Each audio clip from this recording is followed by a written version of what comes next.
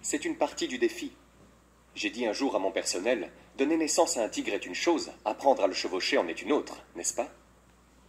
Parfois vous le faites démarrer, puis il se retourne et commence à vous donner toutes sortes de problèmes. Ensuite, le temps que vous avez déjà consacré au travail est suffisant. Si vous travaillez déjà 18 heures par jour, c'est à peu près tout. Vous ne pouvez pas travailler beaucoup plus que cela. Vous pouvez travailler 12, 14, 16 heures, n'est-ce pas? Et je suis sûr que nous avons tous appris à faire ça, à faire des heures supplémentaires. Mais au bout d'un moment, vous devez mettre votre vie en équilibre, où votre santé est en danger, et votre cœur est en danger, votre pression sanguine est en danger, et beaucoup de choses, si vous ne restez pas en équilibre. Donc vous n'avez pas besoin de faire plus d'heures, probablement. Tout ce que vous avez à faire, c'est de mieux utiliser vos heures. Un cliché que nous avons tous entendu, ce n'est pas le nombre d'heures que vous faites, c'est ce que vous faites des heures qui comptent. Maintenant, vous avez également besoin d'un ensemble d'objectifs écrits, d'une gestion du temps essentielle, de priorités, d'un bon plan pour les 10 prochaines années surtout, de certaines des choses que vous voulez accomplir. Laissons nos rêves nous tirer à travers nos objectifs, nous soutenir, nous lever tôt, nous garder tard, nous pousser à faire les disciplines, lire les livres, prendre les cours, étudier tout ce qui est nécessaire et une révision constante de vos objectifs. Car c'est ainsi que vous déterminez comment utiliser votre temps, quelles que soient les priorités que vous recherchez. Ensuite, vous avez besoin d'un plan pour atteindre vos objectifs. Et des plans de match sur 6 mois, sur 1 an. Lorsque vous faites des affaires à l'échelle internationale, avec plusieurs sociétés, nous venons de créer notre première société australienne, vous devez avoir des plans de match pour organiser tout cela. Sinon, tout ne sera pas fait, les choses seront oubliées, les impôts ne seront pas payés, les détails ne seront pas réglés. Il faut apprendre à penser sur papier. Et s'il y a une chose majeure à faire passer dans la gestion du temps, c'est bien celle-là. Une autre clé est d'apprendre à séparer les majeurs des mineurs. C'est une priorité. Il faut s'assurer de ne pas passer trop de temps sur des choses mineures. C'est pourquoi vous devez réfléchir sur papier. Mettez votre plan de match sur papier pour vous assurer que vous ne passez pas beaucoup de temps sur des choses mineures. Une petite phrase que j'ai dite, ne confondez pas mouvement et réussite. Ce n'est pas si difficile de s'occuper. Ce que vous devez faire, c'est vérifier ce qui vous occupe. Car il est facile de sortir les poubelles, de réparer la porte moustiquaire, de laver la voiture, d'emmener les enfants à l'école. Je veux dire, c'est facile de rester occupé, n'est-ce pas? La clé est sur quoi? Donc, séparez les majeurs des mineurs. Le prochain élément essentiel de la gestion du temps est la concentration. La préoccupation est fatale, aussi bien sur l'autoroute que dans les affaires. Vous devez garder votre esprit concentré. J'ai une petite règle qui dit « Ne commencez pas votre journée de travail avant d'être au bureau ». J'avais l'habitude de commencer ma journée de travail sous la douche ou à la table du petit déjeuner, et ça a tout gâché. Je suis assis à la table du petit déjeuner, devinez où est mon esprit? Au bureau. J'ai même confondu aller à la plage et essayer de faire un peu de détente. Mais bien sûr, quand je suis au bureau, je pense à la plage. Et quand je suis à la plage, je me dis, je devrais être au bureau. Maintenant, vous voyez que c'est mélangé. Nous avons cité cette petite citation du Reader's Digest lors du séminaire du soir. Où que tu sois, sois là. Si vous êtes à la table du petit déjeuner, soyez-y. Quand vous avez une conversation avec quelqu'un, soyez-y. Quand vous êtes sur le chemin du travail, soyez là. Profitez du trajet. Regardez autour de vous ce qui se passe. Étudiez la nature humaine. Ce qui se passe, vous savez, soyez là. Puis quand vous arrivez au bureau, soyez-y présent. Le prochain élément essentiel de la gestion du temps est d'apprendre à dire non. Il est facile de surcharger votre agenda, de vous mettre dans toutes sortes de problèmes de gestion du temps, simplement parce que vous n'avez pas eu la force de dire non quand vous auriez dû le faire. Il est beaucoup plus difficile de dire oui, puis d'essayer de s'en sortir plus tard, de rappeler, de prendre des dispositions, de passer par tout cet embarras. Il vaut mieux dire non que dire oui et devoir se rétracter. Ron Reynolds a une bonne phrase qui dit « Ne laissez pas votre bouche surcharger votre dos ». C'est bien.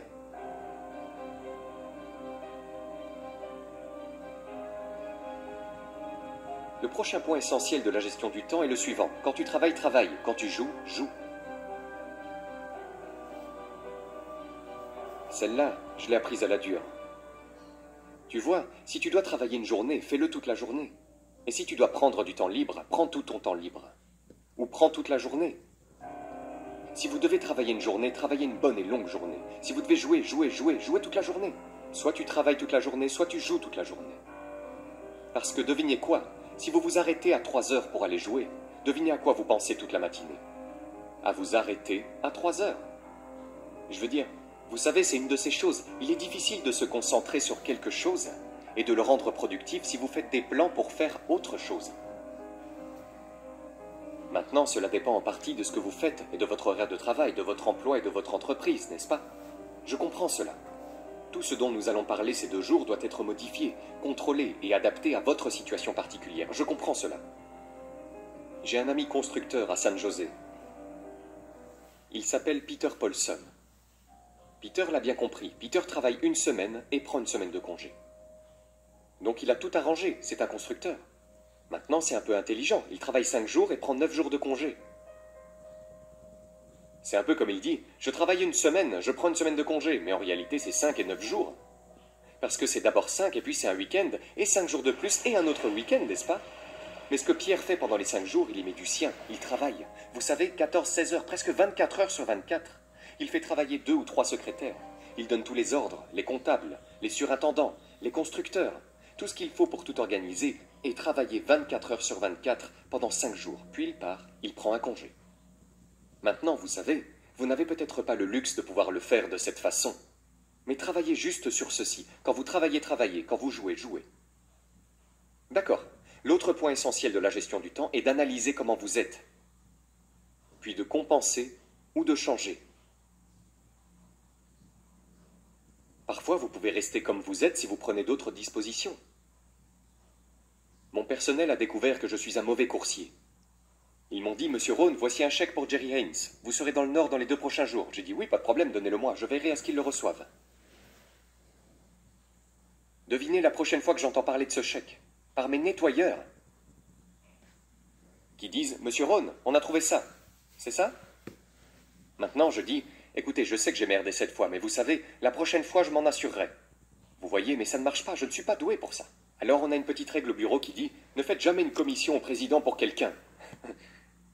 Ne le faites pas, ça n'arrivera pas. Vous savez, il peut bien parler, mais c'est un mauvais coursier. Ça n'arrivera pas. Donc tu dois juste analyser comment tu es, et ensuite faire des compensations pour ça. Vous pouvez promettre de changer autant que vous voulez, mais si vous ne le faites pas, prenez d'autres dispositions. J'ai finalement trouvé quelqu'un pour m'aider à lire les états financiers et à m'occuper de beaucoup d'affaires et de questions d'entreprise que j'avais promis de faire moi-même, mais que je n'ai jamais réussi à faire. Et cela me coûtait terriblement cher pour le fisc et les impôts. Incroyable.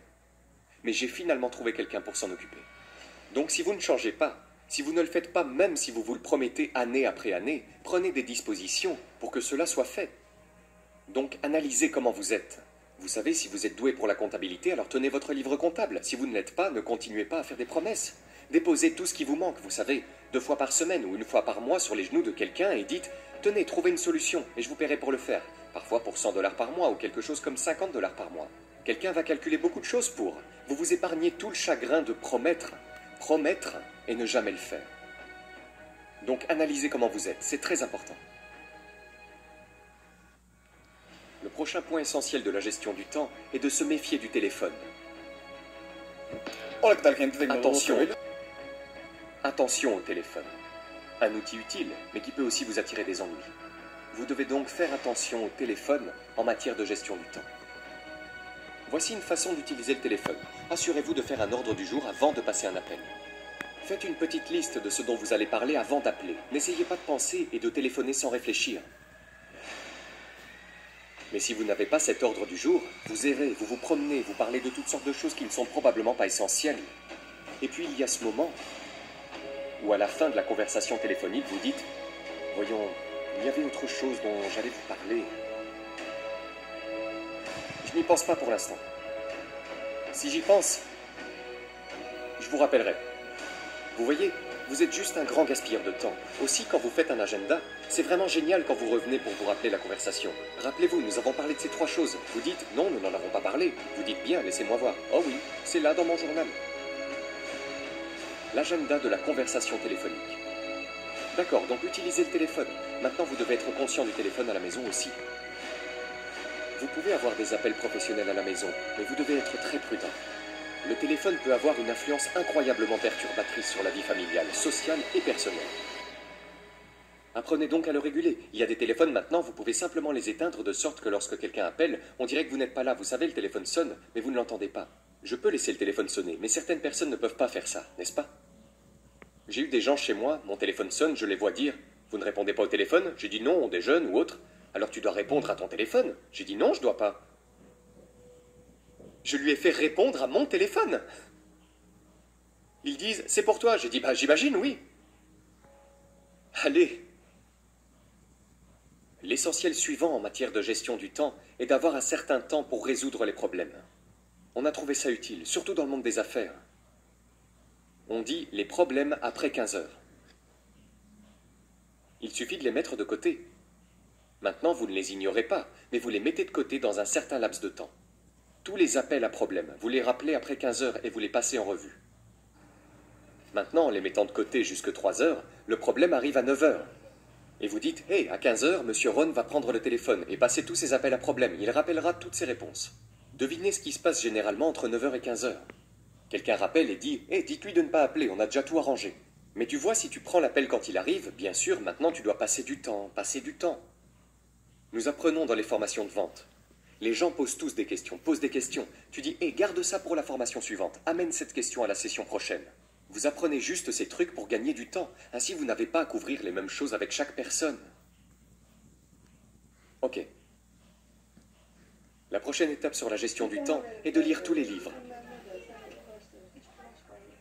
Trouvez des idées sur la gestion du temps dans les livres. Il y a les livres de Bliss, McKay, Lacane. Parce que c'est là qu'on trouve les réponses. Parce que chacun a des situations sur mesure qui nécessitent des réponses différentes. Alors lisez-les tous. Tu sais, tout le monde a des trucs bizarres. Mais si tu es bizarre, fais des trucs bizarres, n'est-ce pas? Peu importe, lisez-les tous. L'essentiel suivant en matière de gestion du temps est d'être plus alerte. Une partie de la vigilance ne consiste pas seulement à savoir ce qui se passe, mais aussi à être attentif à toutes vos procédures actuelles. Vous avez peut-être des procédures anciennes, dépassées, des choses que vous faites depuis 5 ans, et qui vous prennent 10 heures au lieu d'une, n'est-ce pas? Vous pourriez les mettre sur ordinateur ou quelque chose que vous pourriez parcourir, parce qu'il est facile d'accumuler beaucoup de temps perdu, de mouvements perdus, en ne mettant pas à jour tout ce que vous faites. Vous savez, vous n'avez pas besoin d'utiliser la vieille machine. Vous n'avez plus besoin de l'utiliser. Les vieilles calculatrices. Elles ont les trucs faciles et soignés, n'est-ce pas? Il suffit de passer en revue et de s'assurer que vous ne vous embourbez pas dans des trucs vieux et désuets qui vous font perdre beaucoup de temps. Et puis, soyez plus vigilants. Regardez ce qui se passe autour de vous. Dites « Hé, je vais de là à là » et ça prend trop de temps. Dans la gestion des ventes, nous enseignons « Ne traversez pas la ville avant d'avoir traversé la rue ». Ont-ils entendu votre histoire de l'autre côté de la rue? Le gars dit « J'ai ce prospect show à 40 miles ». Ça ne vaut probablement pas le coup. C'est trop loin, vous savez. La distance est trop longue. Il suffit de raccourcir la distance. Donc soyez attentifs à ce genre de perte de temps. De poser des questions. Quand vous êtes prêt à parler à quelqu'un, posez des questions. Cela pourrait vous faire gagner beaucoup de temps. Car il est facile de parler à quelqu'un pendant 1 heure, puis de découvrir que vous vous êtes trompé de sujet. Ou peut-être que vous parlez à la mauvaise personne. Dites, qui êtes-vous? Oh oui, John, j'avais oublié. Vous parlez du problème de quelqu'un d'autre? Non, posez des questions. Alors vous pourrez entrer dans le vif du sujet. Et puis après avoir posé 2 ou 3 questions, posez-en 2 ou 3 autres. Parce que vous pouvez demander à quelqu'un « Hé, qu'est-ce qui va pas? Ça va pas bien, qu'est-ce qui va pas ?» Le gars répond « Eh bien, je ne semble pas pouvoir y arriver. » Et alors vous continuez « Voici comment tu devrais t'y prendre. » Et ainsi de suite. Alors que ce n'est pas vraiment le problème. La plupart des gens, au début, ne révèlent pas le vrai problème. Assurez-vous d'apprendre cela en management. La plupart des gens, au début, ne révèlent pas le vrai problème. Ils révèlent le problème de surface. Parfois, le vrai problème est le problème. Le type dit « J'ai des problèmes à la maison ». Oh, c'est pour ça que tu ne sors pas. J'ai parlé de le frapper. Alors que le vrai problème est que quelque chose ne va pas à la maison. Parlons de ça. Vous voyez, juste quelques questions. Et vous vous épargnez 1 heure. Vous vous épargnez de parler trop longtemps des mauvaises choses, juste en posant les questions.